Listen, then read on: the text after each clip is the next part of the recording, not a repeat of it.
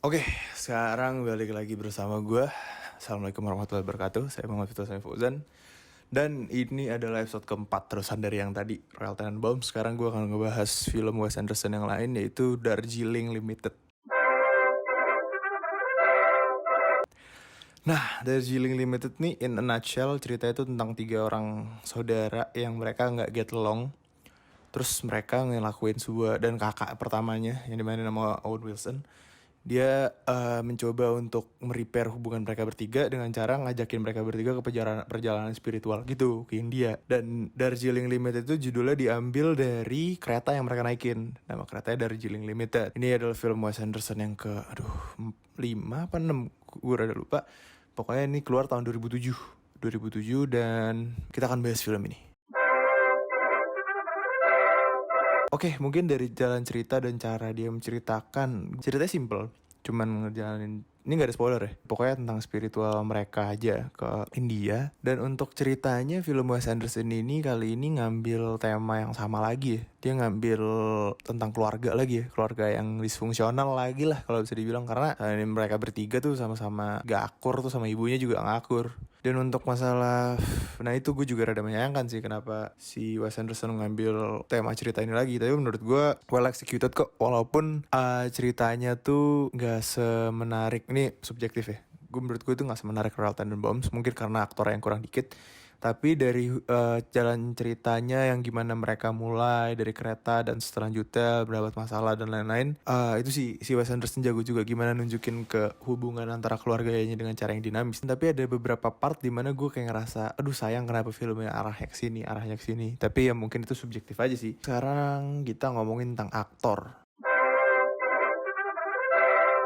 Aktornya oke banget sebenarnya. Oleh Owen Wilson, aduh yang main pianis tuh gue lupa namanya siapa, sama yang main King Kong dia. Sama satu lagi yang main filmnya Wes Anderson yang kedua apa? Rushmore.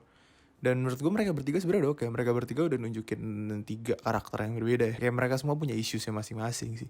Dan menurut gue oke, cuman gue kayak ngerasa, nah di sini nih ada rada sedikit miss.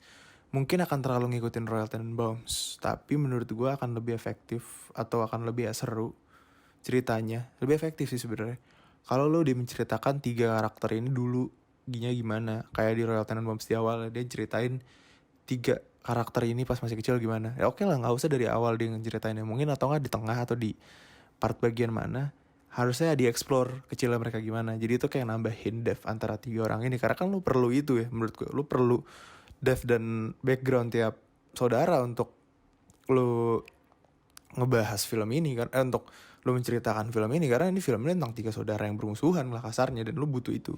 Dan sangat disayangkan itunya kurang dieksplor. Nah, ada satu yang misteri menurut karakter, itu kostum. Dan menurut gue kostum di film ini gue sangat menyayangkan gitu loh. Kayak di Royal Tenenbaums dan di semua film dia yang lain yang gue tonton, Grand Budapest dan Moonrise Kingdom, itu tuh kostumnya tuh distintif banget. Kayak lu tahu bedanya tiap karakter dari kostum. Gue menyayangkan kenapa di sini tiga kostum antara, gue nggak tahu apakah itu intentional apa enggak ya. Tapi gue kayak sedikit merasa kenapa tiga karakter ini tuh nggak diberikan kostum yang distintif. Kayak mereka sama-sama pakai jas aja sepanjang film, dan mungkin ya kali-kali ganti baju tapi baju yang sama. Oke, mungkin dia pengen menceritakan mereka bertiga itu orangnya sebenarnya mirip, tapi gue nggak tahu ya, gue rada kurang dapet aja maknanya dari itu sih. Kayak gue merasa kayak akan lebih subjektif lagi, gue kayaknya akan lebih efektif kalau lo menggunakan kostum yang berbeda gitu dan distintif aja gitu sih. Dan oke, itu dari kostum, terus kita akan masuk ke set. Menurut gue sebenarnya tuh pemilihan setnya gue udah suka banget, kayak India dan keretanya. Gue suka mereka nge-explore tempat kereta dan Indianya. Tapi gue kayak merasa India kan tempat yang colorful banget ya. Yang kayak lu kalau ngeliat foto-foto India tuh kayak sebenarnya India tuh banyak tempat-tempat yang bagus dan berwarna gitu. Tapi gue kayak ngerasa pas mereka di India kayak gue nggak ngelihat itu. Gue kayak ngelihat cuman sebatas kuning doang aja. Dan gue nggak tahu sih, kayak gue merasa itu rada kurang aja. Karena sayang bro, lu udah milih tempat di India dan lu nggak ngeluarin warnanya itu.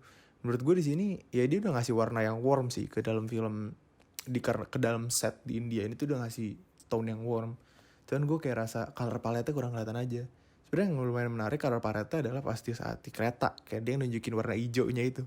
Gue suka, cuman balik lagi, kayaknya tuh di kereta tuh masih bisa lebih keluar warnanya, masih bisa lebih kelihatan lah. Gue gue yakin dia bisa lebih dari itu. Gue yakin Wes Anderson production desainnya bisa lebih dari sekedar keretanya yang gue masih berasa menganggap terlalu kosong sih. Kayak untuk film Wes Anderson ya, untuk film mungkin untuk film sutradara, kalau lo bandingin sutradara lain itu udah set yang bagus. Cuman kalau untuk level Wes Anderson lo bandingin dengan Royal Tenenbaums film sebelumnya, terus lo bilang bayangin dengan Moonrise atau Grand Budapest tuh kerasa garingnya gitu, garing kayak nggak keluar ya warnanya. Kita nge-rap aja ya di sini ya. Mungkin overall dari film ini, menurut gue Darjeeling Limited itu menceritakan 3 orang saudara yang memiliki masalah dengan cukup menarik. Berhasil lah hubungan mereka bertiga dia ngomongin. Tapi masalah itu aja di masalah teknis aja sih. Dan mungkin kalau untuk dari masalah konsepnya gue merasa terlalu mirip dengan Royal Tenenbaums ya.